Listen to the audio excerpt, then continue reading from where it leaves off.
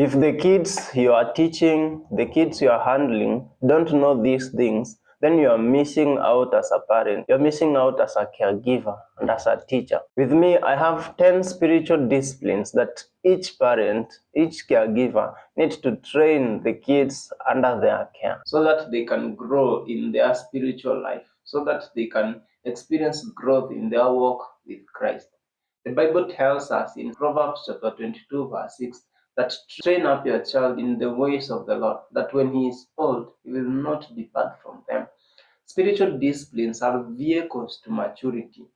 We don't tend to get entitled to them, but we use them as avenues to grow in spiritual maturity. And as parents, as caregivers, as teachers, when we learn, when we teach our kids these spiritual disciplines at the younger age, then they grow up knowing God. They have a certain discipline that they practice in their lives.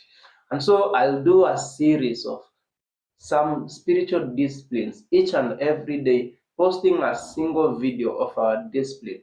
Are you ready? Let's get started.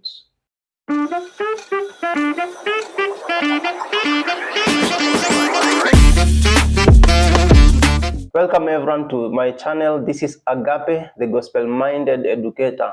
If it's your first time to be here, welcome. This is where we strive to know the gospel, live the gospel, and tell the gospel. Na kama ni mara yako ya pili, you already know the vibe. Na if it's your third time, you're part of the tribe. Welcome, let's get started. The first spiritual discipline that we need to teach our kids is the discipline of prayer. Luke 18 verse 1, the Bible says us that men ought to pray and not to cease. 1 Thessalonians chapter 5 verse 17, we are reminded we should pray without ceasing.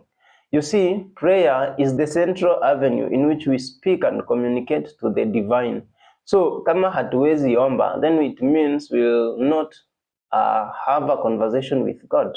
And prayer catapults us to the frontier of spiritual life. Of all the disciplines, prayer is the most central of all because it ushers us into a perpetual communion with the Father. To pray is to change. Prayer is the central avenue that God uses to transform us. The closer we come to the heartbeat of God, the more we see our need and the more we desire to be conformed with Christ. Guys, not to pray inaonyesha pride, inaonyesha that we can depend on ourselves, inaonyesha we can trust on our own strength. Inaonyesha we can depend on ourselves and we can do things by our own strength. And that's the blunder that we always make. When we teach our kids to pray from kiwa tu wadogo, then it means they will grow with a heart of humility. They will grow knowing ya kwamba everything that we need in our life comes from the author and spring of life, who is God himself. And the only way we communicate to God is through our prayers. When we teach them to pray, inamaanisha ya kwamba they will seek to trust in him, they will acknowledge him, and they will know that there's a higher power who is in control of all our things in this life.